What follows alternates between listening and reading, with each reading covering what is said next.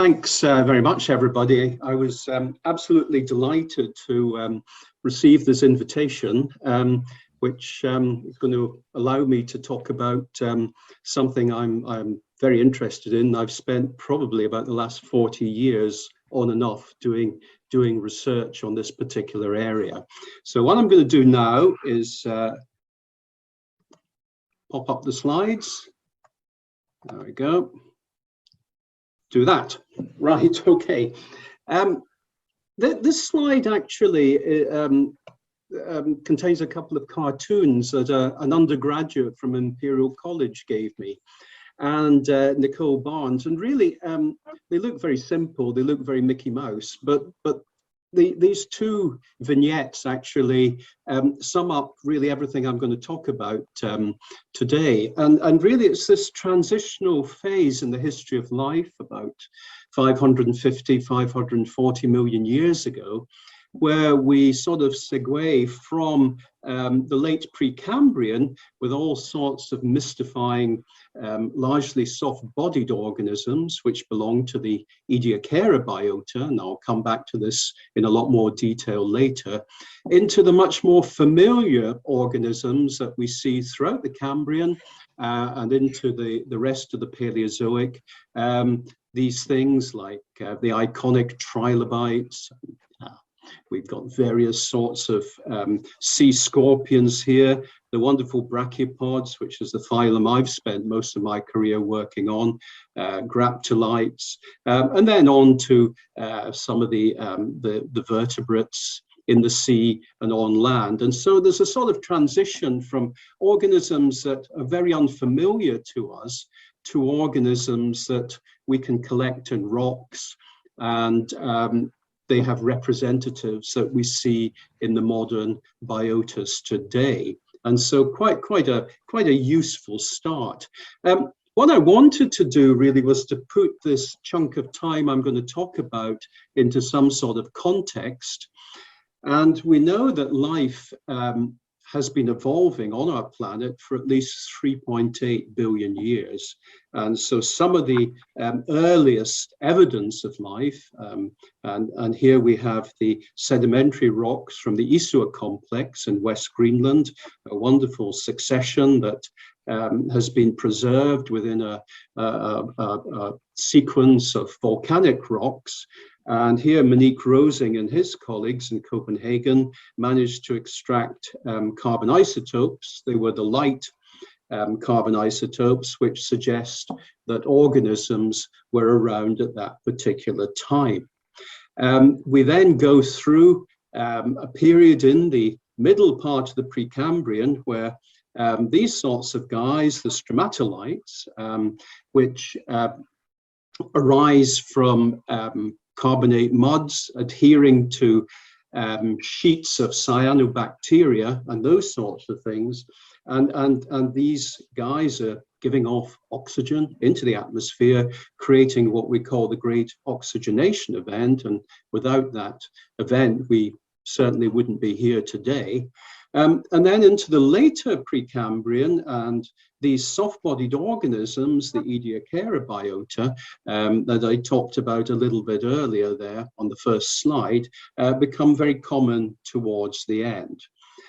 Well, there's a sort of subtext of all the microbes that were evolving as well throughout the Precambrian, going from putative prokaryotes, single-celled organisms, to the more complex organisms here in the middle part of the Precambrian, and places like the Gunflint Church, which has been known since 1965, I think, and then into the more complex microorganisms towards the end of the Precambrian, and then into the Ediacara Biota that I've already mentioned. So if we were to step back and see what the major challenge that paleontologists and biologists actually face, it's this one here, that right at the start, origin of life, there was one prokaryote cell, let's say, just one.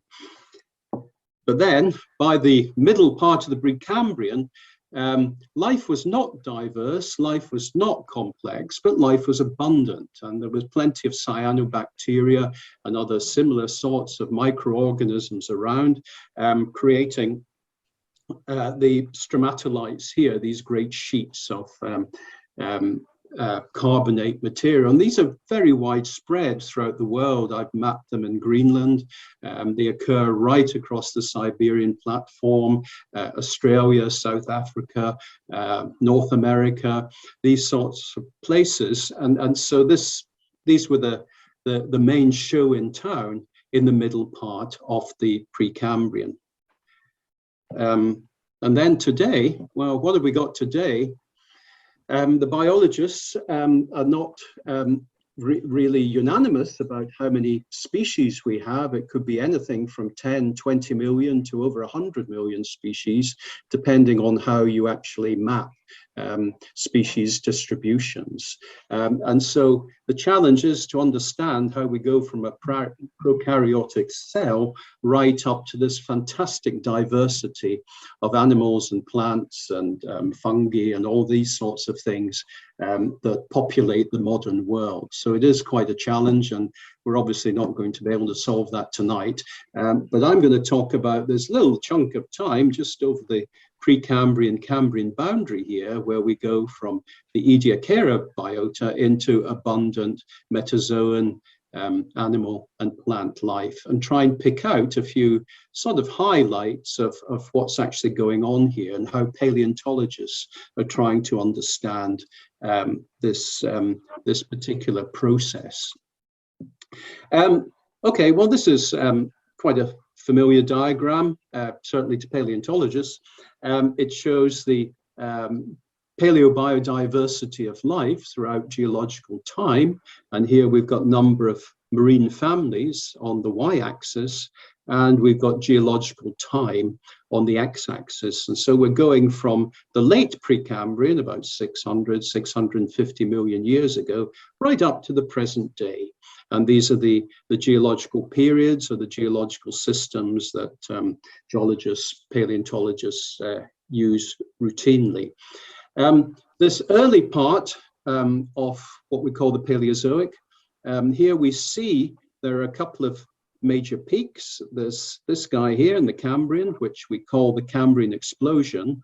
And this is an explosion of body plans. And then an explosion of diversity in terms of species, genera, families occurred during the Ordovician. And these groups of organisms dominated the faunas at this particular time in the seas, the oceans, bryozoans, brachiopods attached to the seabed or each other or rocks or these sorts of things. Trilobites, sort of fairly mobile, living close to the benthos, or in some cases in the water column, some cases in the plankton. And then the graptolites, which were living in the plankton, but they had a certain amount of mobility within the water column. And so these are the key organisms that are appearing and diversifying during the Ordovician. And so this really sets the scene. The other thing I'd point out on this diagram are these major extinction events. And we've got one at the end of the Ordovician, the late Devonian, a really big one at the end of the Permian. Probably about 95% of all species disappeared. And then the one that gets all the attention because it's associated with an asteroid strike, the end Cretaceous here. So that's a sort of overview. And I'm going to pitch into this sort of area here and talk about the Cambrian explosion and the Great Ordovician biodiversification event.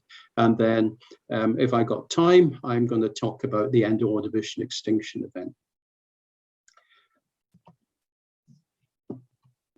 Okay, little bit more flesh on the bones, as they say. And this is the sort of transitional area that we're interested in tonight.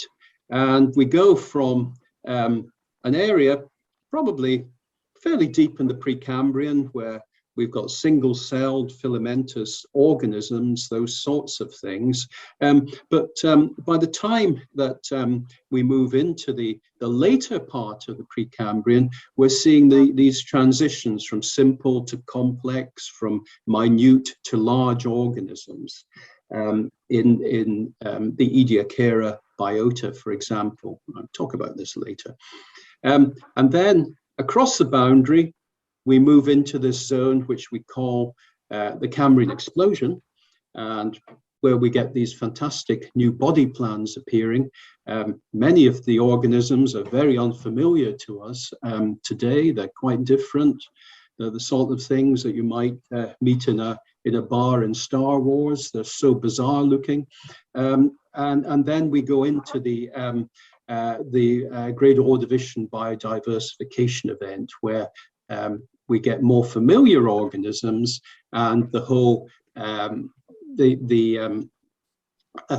area of biodiversity really takes off on the planet at this particular time. And so from rather small, relatively simple, to large, more complex, very complex, and then a great hike in the actual diversity of these organisms. Little bit more complex here. We're looking at this area in a little bit more detail. We've got the Cambrian period here and the Ordovician, the ones that we're going to talk a bit more about. There's, I think, three ways of looking at the changes in the fossil record, and three ways of monitoring really what's happening through these various events.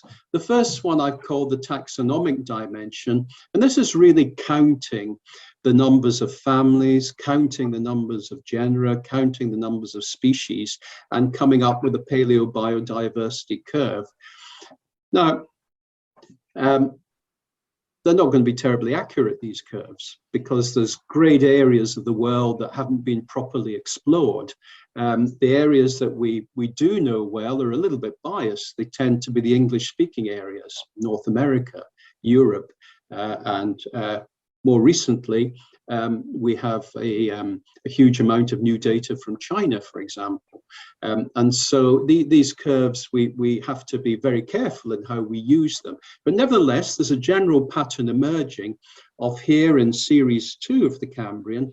We've got quite a hike in genus level biodiversity, and this is associated with the Cambrian explosion. Things go a little bit quiet throughout the rest of the Cambrian. There's a good reason for that, and I'll come back to it a little bit later. And then biodiversity takes off again during the Ordovician in the Great Ordovician Biodiversification event. And then there's a major drop, an extinction event, the first major extinction event within the Phanerozoic at the end of the Ordovician. And so these are the three sort of areas we're going to focus on. Are the changes gradual?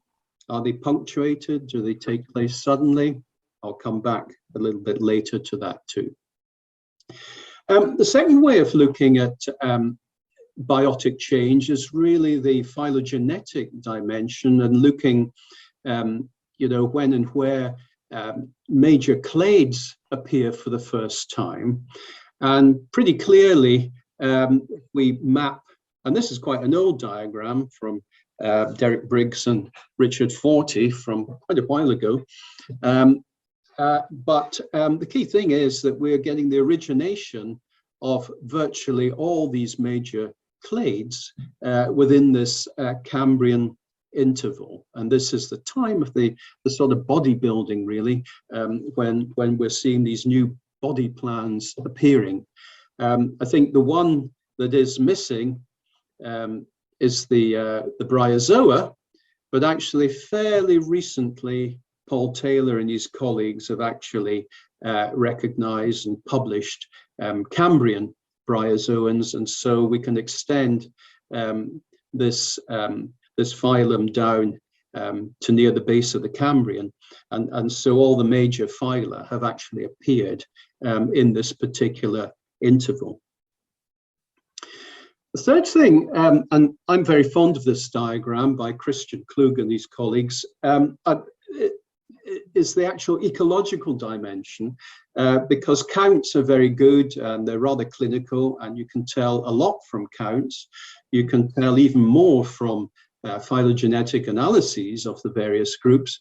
But I think this is a lot more visual, because obviously not only are organisms evolving, but the niches and the lifestyles and the life modes of these organisms are obviously changing as well, as new niches are occupied. And here we've got the late Precambrian, the mat ground faunas of the Ediacara, and these are all soft-bodied. They're dominated by these fronds. They're fixed to the sea bed. They're not really moving very much. And so it's a very interesting sort of ecosystem here. We come through the Cambrian explosion, and all sorts of organisms with skeletons arrive on the scene. The anomalocarids, these rather frightening large organisms that patrol the Cambrian seas, and all sorts of other weird and wonderful creatures that are occupying the seabed, burrowing into the seabed for the first time, and actually starting to live in the water column. And then through the Ordovician, just a huge increase in the types of organisms at the lower taxonomic levels, but carving out their own particular niches on the seabed. And then eventually, as we come into the late Silurian Devonian, well, there may not have been enough space left on the seabed. That's one hypothesis, that life starts moving into the water column, particularly some of these predators, such as the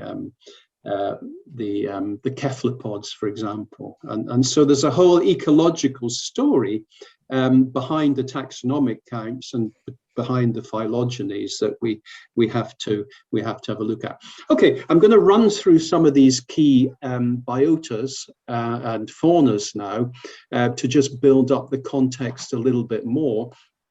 And we've been jumping back and forward talking about the Ediacara biota, and this is an area of strong focus, strong research focus in the last numbers of years. A huge amount more is known about this biota. It's sort of jumped from initially scientists trying to shoehorn or classify the various organisms here, which are all soft-bodied, more or less, classify these guys with living organisms and fit them into living phyla. And then we moved away with the great German paleobiologist Dolf Seilacher to treating these as aliens on Earth, as something very different from the organisms throughout the rest of geological time. And now we're sort of bouncing back a bit into recognizing that, yes, we have these frond-like organisms, and recent evidence might suggest that they're actually connected under the substrate here, so they're not sort of single organisms by any means. They have sort of networks under the substrate connecting them. But we also have other organisms here. These guys, Tribrachidium, for example, and others that may well have been. And here's one of the early mollusks here with its sort of neck and head and little antennae here, that these guys may actually have been some of the earliest animals.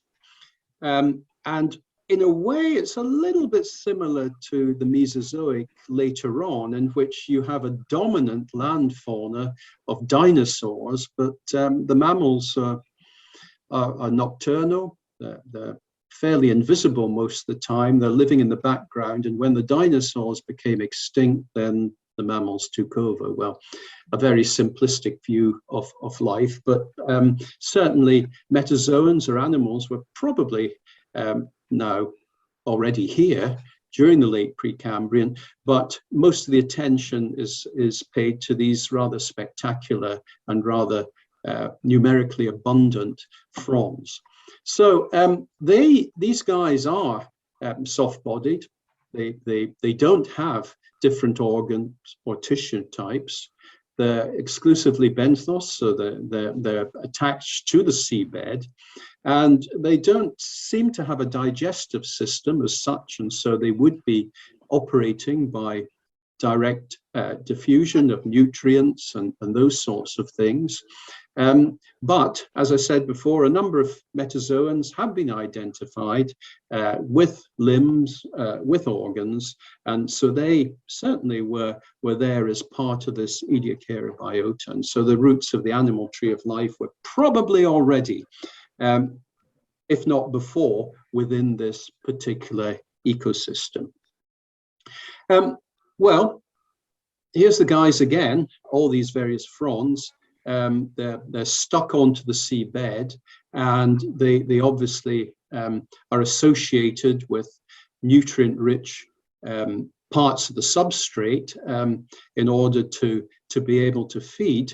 One rather attractive hypothesis as to why this really wasn't sustainable in any way, and we had to move to a much more mobile dominated ecosystem by Graham Budd and Søren Jensen, was that actually, and I rather like this, the actual resources can get depleted rather suddenly. And so what do these guys do?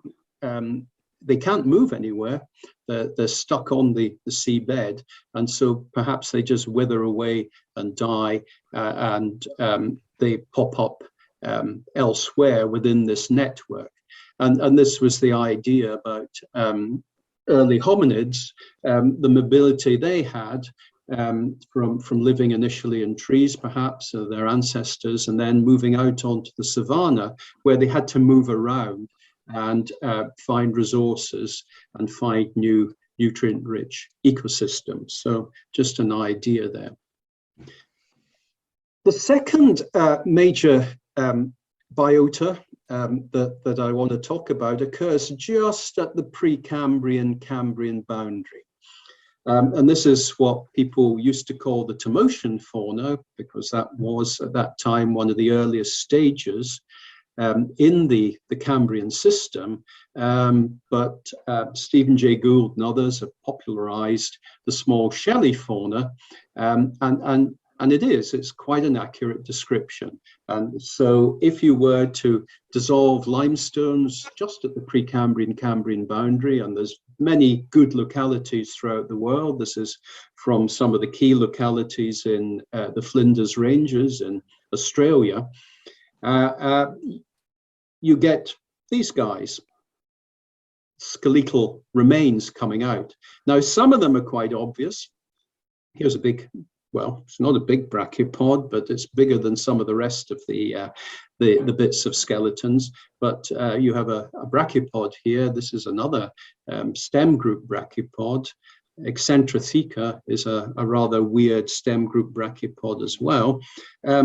Possibly some early mollusks here, but a lot of these skeletal remains are in fact armor that were part of much larger organisms. And so we're only seeing a part of much larger animals that were living at that time. Well, why did they develop skeletons? Well, there's a number of reasons that we know why it's a really good thing to have a skeleton. It's can protect them against predators. It can protect them against desiccation. And those sorts of things. But also, as organisms get bigger, it allows the actual organs, tissues, muscles, those sorts of things to attach themselves to some sort of hard material. And that facilitates the development of these larger organisms that we actually see. And so from here on in, the key organisms that paleontologists study or find tend to be skeletal organisms, and this really started in great numbers at the base of the Cambrian.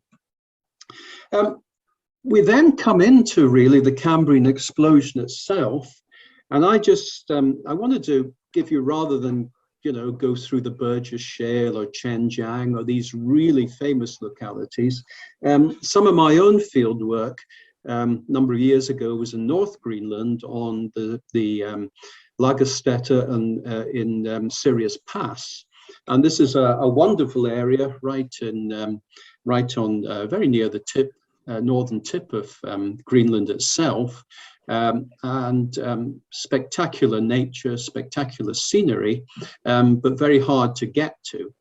It's probably the least well known of the Cambrian explosion faunas, mainly because of its remoteness and certainly the difficulty in taking large samples of rocks out of there. So you're relying on the twin otter, if you're extremely rich, a helicopter, but most of the operation is done by twin otter. The first time we actually went up there in 2009, and this was following in the footsteps of John Peel and his various expeditions, going right back to the 1980s, we decided to go back again and see if there was more to find. We had some information about an airstrip that would be pretty good, quite close to the actual locality. Unfortunately, the airstrip was in pretty bad shape. Nobody had used it for many, many years. And so I remember talking to the Icelandic pilots about it, and they said, well, they'd fly over it and have a look. And so we came into the area, we spotted the airstrip. It looked in pretty bad condition. The pilots sort of flew around the fjord and you know, turned the plane sideways and had a really good look with the stall lights flashing on the twin otter, and eventually said, well, you know, okay, we'll give it a go. We landed with a hell of a bump, and the pilot said to me, well, if we're going to come back and get you, you're going to have to repair this airstrip. And so there's Paul Smith and Arne Torsoy Nielsen. Actually, every evening we went out and we filled in the holes and we painted stones red, and really it was almost like Kastrup Airport by the time we'd finished. And so the pilots, when they came back, said, oh, I don't know what the problem was, pretty good now. Anyway, let's get back to the paleontology. And so we had a couple of expeditions up to the actual locality. And on the second expedition in 2011, we spread ourselves out. It's probably about 11 meters or more of section along this, this hillside. And we did bed by bed sampling. And we had a sort of fossil field guide that Martin Stein here put together for us. And as we split the rocks, we identified the fossils in the field the best that we could. We took the best specimens back to Copenhagen. There's me, the scribe, building up the data in a notebook, and we plotted rarefaction curves, and we got up to about, well, close to 45 species here, and well over 5,000 specimens. But as you can see, the rarefaction curve is still climbing. So even then in 2011, it was pretty clear that there were a lot more species to be found. And in fact, a Korean-led expedition came a number of years later, and they've been discovering a lot more in the rocks there. This is the quality of preservation. You can see, I think, soft parts in this Arthroaspis, which is a stem group trilobite, actually preserved here in this magnificent specimen. So it is a pretty incredible fauna.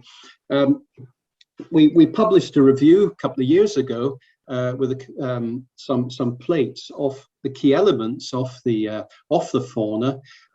Generally speaking, in these Cambrian explosion faunas, there's maybe only one very dominant trilobite, and this is Buonellus here, this guy, but lots and lots of arthropods. This is the Arthroaspis guy here, which is actually mined by some small organisms that had made their way into the carcass to actually feed. Various other rather strange organisms here. The sponges are relatively common, but this is Cirrolorica, which is a loriciferan.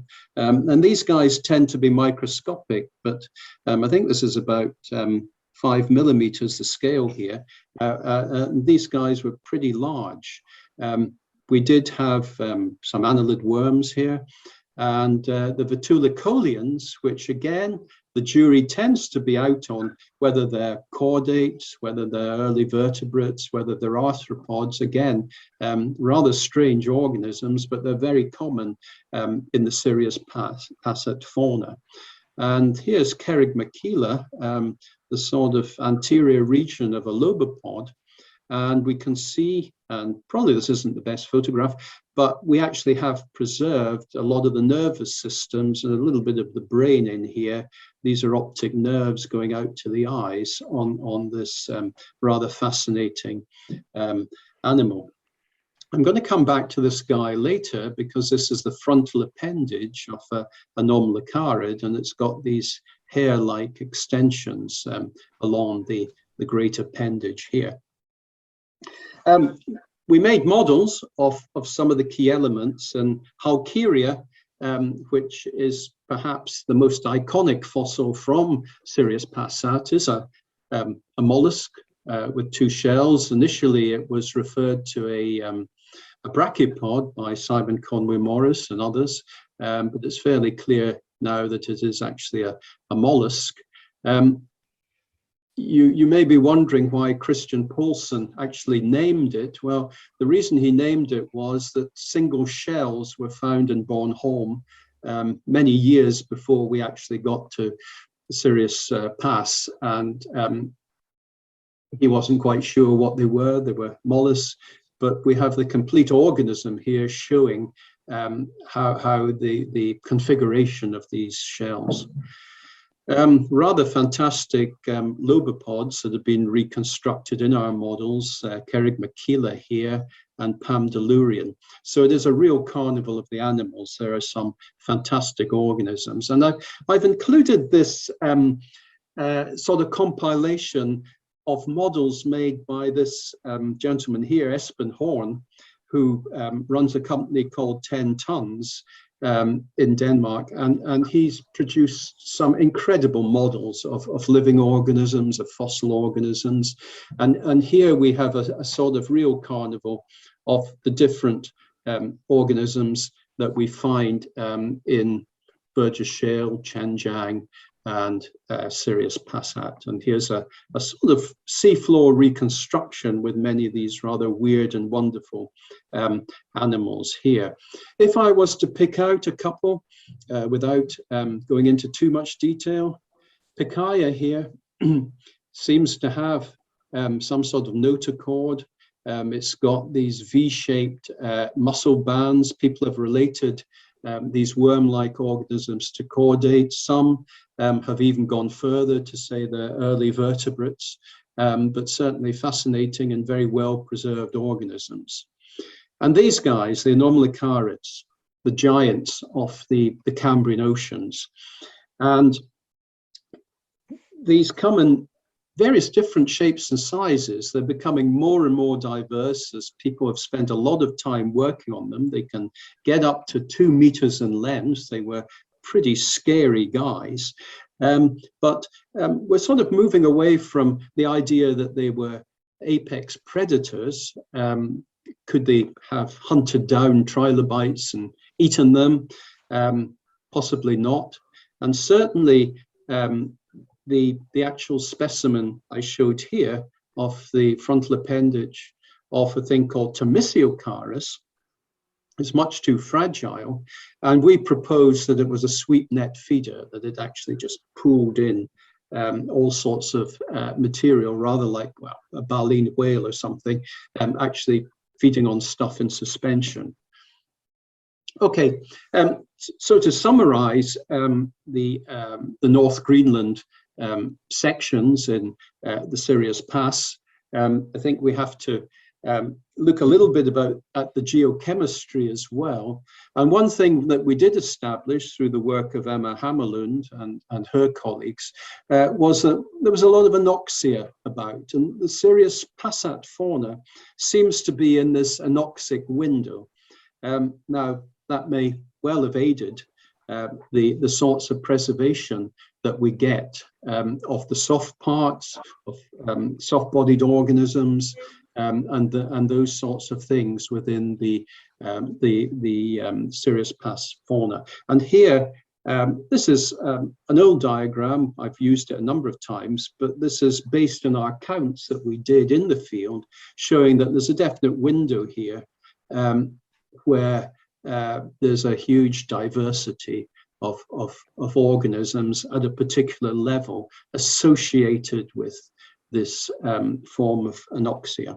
And Thomisiacaris, well, Robert Nichols has reconstructed it for us, and rather than being the terrifying apex predator, you've got it sailing through the water, trapping organisms in its frontal appendages, rather like that.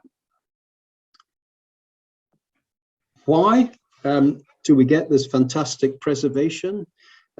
Well, if you were to go to North Wales, for example, and look for fossils, you're probably not going to find very many, and it's going to take you a long time to find them. The diversity is pretty low. You've got some brachiopods, that's very good to find, trilobites, various organisms here, which may be related to echinoderms, those sorts of things, hyoliths.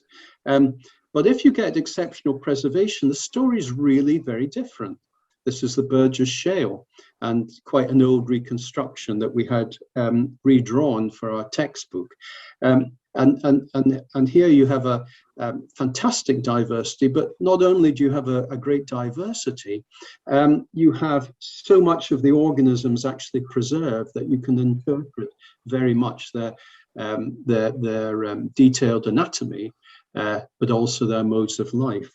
And this exceptional preservation seems to be very much clustered within this interval in the Cambrian, which we call the Cambrian Explosion, which led, I think, Bruce Runegar many years ago to say, well, is the explosion of animals or an explosion of fossils, which is true today, and is it due to the actual preservation that we have at this particular level? Well, I don't think so. I think it is a situation where there's a great deal of diversity in our animals. I'm going to move on quite quickly now, but I just wanted to touch on why there is this huge change in faunas from the soft body to the skeletal faunas. And Shannon Peters and Bob Gaines, a number of years ago, pointed out that this is associated with what people call the Great Unconformity. And so we've got Precambrian rocks on the North American continent here, and these are the Cambrian rocks overlying them. And this is associated with a very major transgression. And so with the transgression, we start pumping in all sorts of minerals, those sorts of things into the sea, which provides nutrients, which provides the opportunity for this diversification. And this is a rather old diagram. I'm not sure many people believed it then, and probably fewer people believe it now. But what we did, Paul Smith and I, was to try and put forward a more holistic view of the explosion and look at continental flooding being a very important element, this sea level rise at the start of the, and during the early part of the Cambrian, which brings a lot of ions into the world's oceans. these brought about cell toxicity, and you begin to get the origin of biomineralization in the small shelly faunas. But of course, that's very useful to them for various reasons. And so this whole process continues, and they were selected for. We're seeing an increase in habitable volume with the rising sea level, and organisms start burrowing in the sediment, produces a whole set of new niches. The substrate is oxygenated and those sorts of things. And so we get this explosion in animal biodiversity due to a number of other factors. And so it's a complex process, but things come together, kicked off by the continental flooding and sea level rise. This is a rather complex slide, but I just want to make a simple point. Here we have the Great Ordovician Biodiversification event, and these are a number of models that people have put forward in reanalyzing the actual data that's available to us in global databases. And the point I've made before is that the diversification tends to be at the species, genus, family levels, there's no new body plans appearing. There is a gap of about 25 million years between all these Cambrian explosion biotas and the start of the Great Ordovician biodiversification in the early part of the Ordovician. And people have applied, some of the biological models that are around of court jester and red queen. And the court jester model is, of course, the situation where, as many of you know, the court jester is this medieval character that has to keep doing incredibly stupid things to keep the king or the emperor happy, or they get their heads chopped off. So big changes in the environment, for example, major events, these are the things that are driving evolutionary change. Or the red queen, the Lewis Carroll's character who has to just keep running to stay in the same place. And this is the interaction between organisms, predator-prey relations. The organisms are evolving all the time to maintain that relationship within any particular ecosystem. And pulling out perhaps a few reasons for the biodiversification, global temperature seems to feature quite strongly in a number of the models. Here's the Ordovician seafloor. It's very different from the Cambrian one. As I said, much more familiar organisms, trilobites here, brachiopods, we've got these cephalopod mollusks, we've got the corals are becoming very important, crinoids, these sorts of things, and big tabulate coral colonies here. And so a bit of a changeover, but they're becoming very common as well. So large numbers that we can find in Ordovician localities throughout the world. There was a major sea level rise during the Ordovician, which means that Ordovician rocks are really very, very widespread throughout the world. It was a time of flat continental areas that were flooded, and great sort of potential for biodiversification. And again, this is another area that I've worked on. We didn't get to the top of Everest, but if you look at the whole section, and those of you that have watched programs on Everest and had a look at the geology that people have talked about, there is a very marked yellow band here, and then you come into a lighter rock.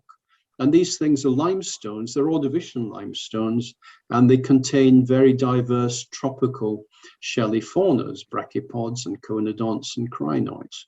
Now, a number of years ago, with Chinese colleagues, I went to Tibet, and we found the same horizons, this is the yellow band here, at a much lower level. Well, it was still at 5,000 meters, which was not very pleasant working conditions.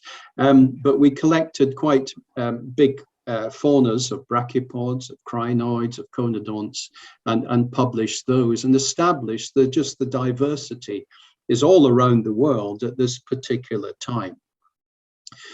There are a number of versions of the truth, I think, And I get back to the point I made earlier about the databases that we use. There are a number of different databases by a number of different authors and groups of people.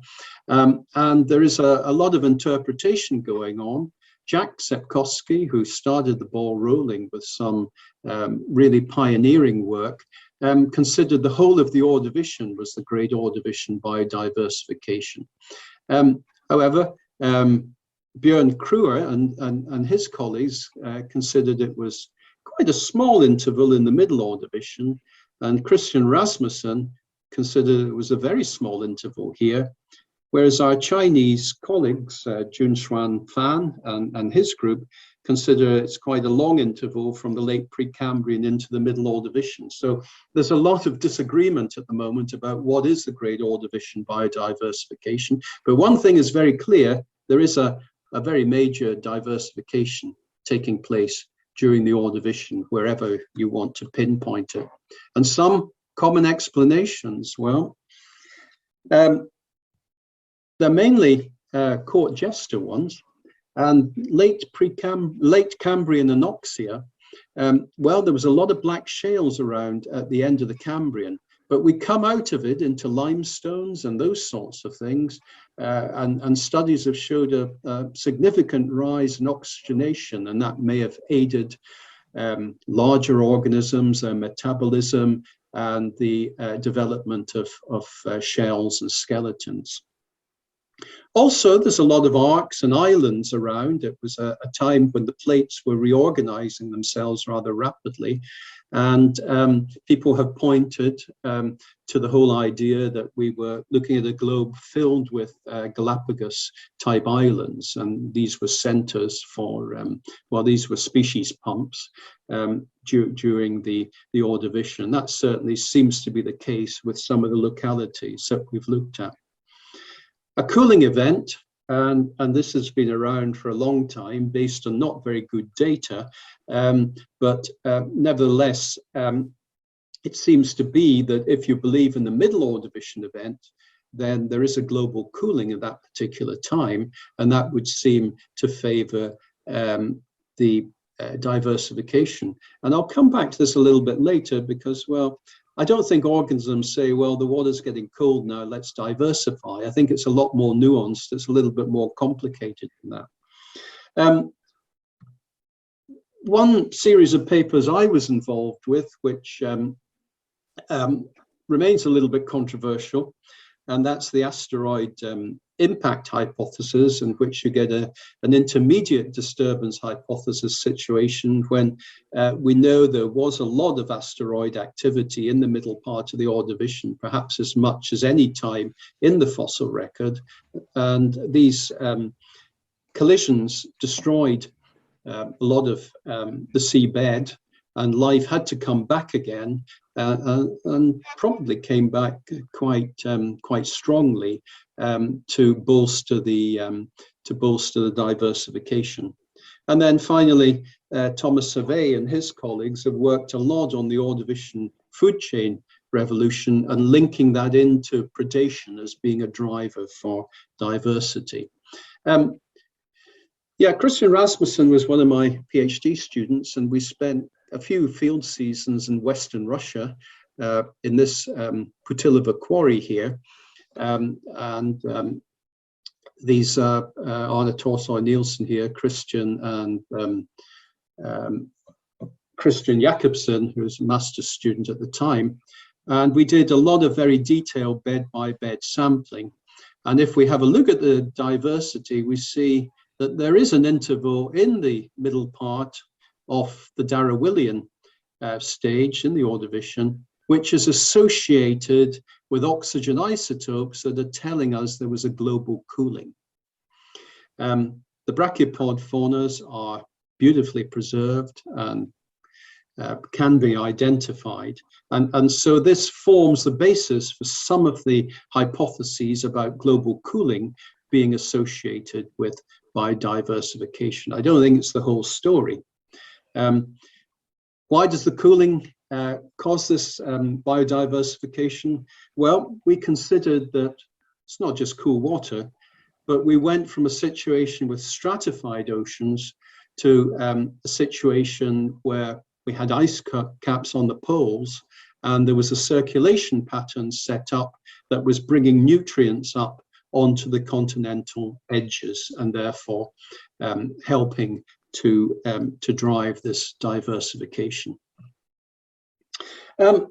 Well, we didn't quite give up on the meteorite hypothesis, and the Middle Ordovician meteorite shower was almost certainly associated with a global cooling, and as we see with dust in the atmosphere in many more recent eruptions of volcanoes, for example. And so we may well still be on track if we believe that the actual meteorite shower in the Middle Ordovician was a primary factor in the global cooling. And with that, I'll probably move on very quickly. The final thing, Thomas Survey and his group have looked at the rise of plankton, and certainly during the Ordovician, if we look at the phytoplankton, there is a marked increase. Chitinozoans, graptolites, radiolera, some of the zooplankton, and we can track this a little bit later in the benthos, for example, with the stromatoporoids and bryozoans and brachiopods, as tracking this initial rise in the zoo and phytoplankton. And this is a rather nice diagram from one of Thomas's papers. He works on acritarchs, and they have a lot of very good data now showing the increase in abundance of the acritarchs, and then following some of these other groups. There's other things going on during the Ordovician, ecological things. There's a bio-erosion revolution where organisms for the first time are beginning to eat other organisms. So there is an ecological story going on sort of behind the scenes. And I would say that again, and we published a number of papers on this in which we tried to look at the diversity of life modes. And certainly during the period, we're seeing firstly the sort of planktonic organisms going back into the Cambrian and building up in the Ordovician. Organisms such as the mobile benthos, mobile benthos, for example, happened a little bit later up here, peaking towards the end of the Ordovician. And I think the most marked change we see is in the reef-building organisms that really become common right at the end of the Ordovician. And so there's a sort of diachronous change in various lifestyles. We've tried to put it into this simple diagram here, in which we have this plankton revolution, diversification early on, the benthos sort of following, and then the reef-building organisms towards the end. Now, why is that so? Why are we getting this diversification building up towards the end of the Ordovician? Well, I mentioned that firstly, it's a time of high sea levels. It's a time of a lot of carbonate deposition following the late Cambrian. And it seems, and this is a paper a number of years ago by Elise Nadan and her colleagues, showing that the continents actually were sort of moving up towards this equatorial area, and many of these areas, Siberia, for example, Laurentia, these sorts of places are sort of typified by carbonate deposition and quite high diversity faunas. I'm not going to go into this in any great detail because I don't think I've got time, but I would say that one area that has been moving along quite rapidly in the last numbers of years is the relationship of the terrestrial environments to the marine environments. And certainly here, there's a lot of work being done recently on evidence for plants, evidence for land plants, and mapping out the sort of types of vegetation that might have been around in the Ordovician. Now, a lot of this evidence is based on types of spores, and some of it is quite controversial. But already we've been able to say that there are certain types of landscapes, the bryophytic landscapes, the little stubby green plants, to the more sophisticated guys that were occurring during the Silurian and Devonian, but certainly the plants were there, and the certain types of cryptospores would provide pretty good evidence. And so again, without too much detail, we are beginning to get some quite nice evidence of these sorts of organisms in the Ordovician, different spore types. And we can look at the diversity here. The database is not big. We're going from 0 to 24 genera here, but you can see the stepwise increase in the numbers during the Ordovician, and certainly the appearance of a vegetation is going to have some sort of effect on the development of the marine environment. Well, I just wanted to finish up with the end Ordovician extinction event. It's an area I've spent many, many years on trying to understand.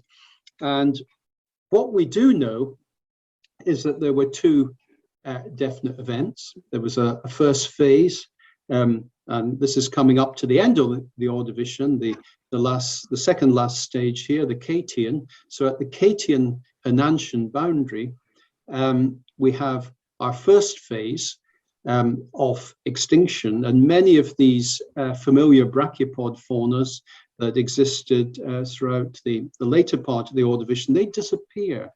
And you get a very widespread low diversity fauna that seems to have stretched from the poles to near the equator.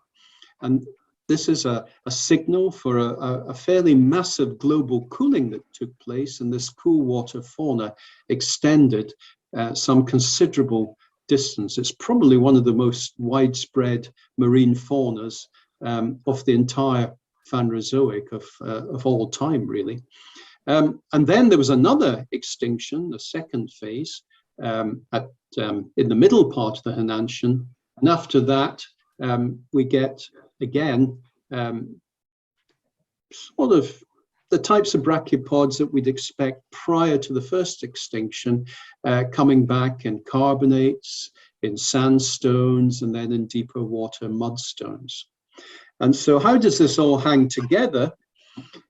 Well, it seems right at the end of the Ordovician, there was a very major global cooling, much more extreme than the one that we talked about in the middle Ordovician, associated with perhaps diversification. And the ice sheet spread out over much of the southern continent here, the continent of Gondwana.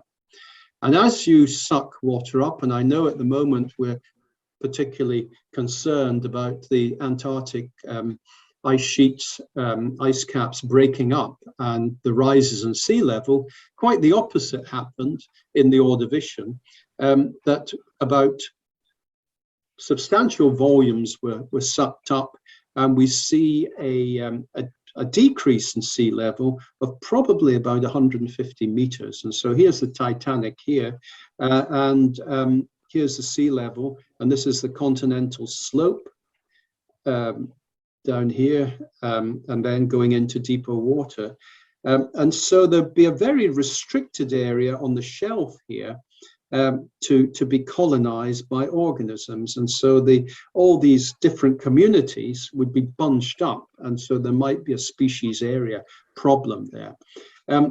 There's obviously a problem with the colder water, and this is some of the isotope data from various people that show significant changes from warm water, 40 degrees in the early part of the Ordovician. I don't really believe that. I think you'd almost be boiling some organisms. And then coming into the colder water in the late Ordovician and kicking back to higher temperatures in the Silurian.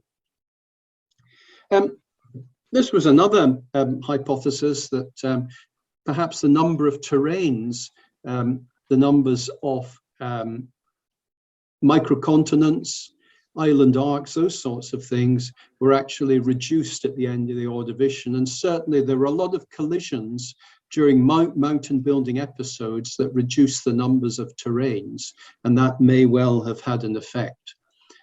And then finally, some of the work again by Emma Hammerlund and her colleagues looking at the condition of the oceans. And we see at the Catian, there is a drop in sea level coming into the early Hernantian. And there are a lot of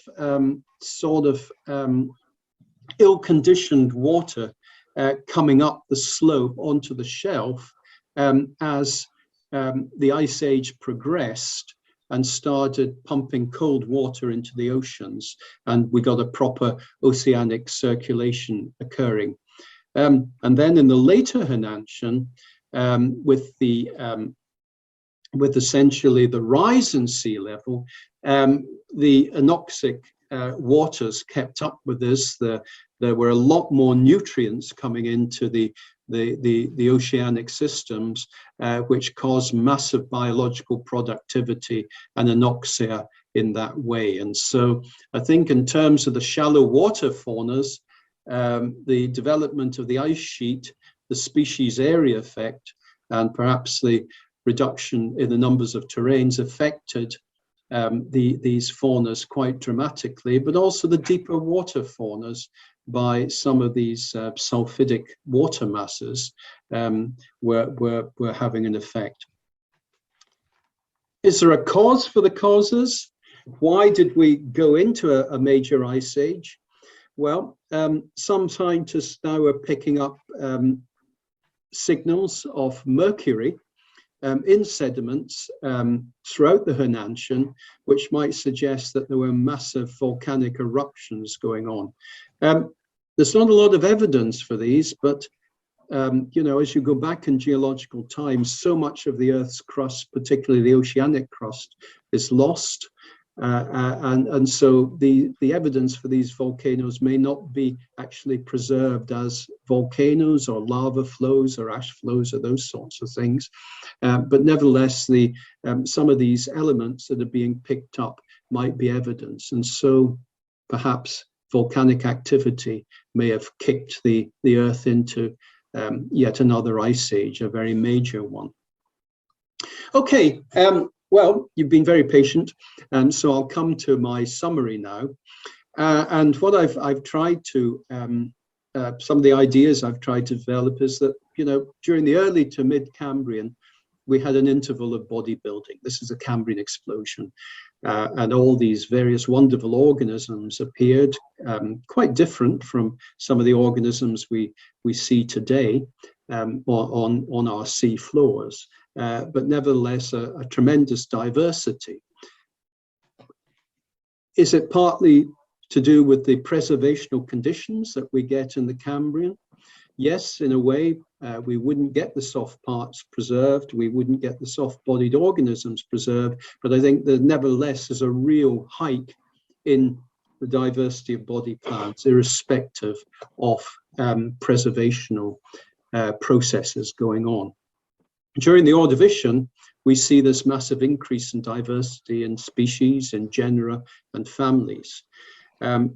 Associated with global temperature, almost certainly some of the diversifications were. The movement of plates around the place and the numbers of volcanic arcs, of microcontinents, certainly aided it. Also sea level change and the widespread transgressions, the widespread high levels in the sea, and the prevalence of these huge continental areas that were covered in shallow seas and carbonate environments, particularly those around the equator. It's worth pointing out, though, and it's a point I didn't emphasize too much, but they are diachronous across fossil groups, and they are diachronous across regions. And what do I mean by that? Well, I don't see any evidence of there being one big burst of diversity during the Cambrian or the Ordovician. It happens different places at different times, but we can pull it all together into a general biodiversity curve. And what were the dominants within our faunas? Well, there were suspension feeding organisms eventually, and once we got through the Cambrian into the Ordovician, they are brachiopods, they are bryozoans, we have sponges, we have corals. Those sorts of faunas were very much the main show in town until the end Permian extinction event. And then after that, there was a very different fauna and a very different seascape and landscape. So I'll leave it there. Thank you very much.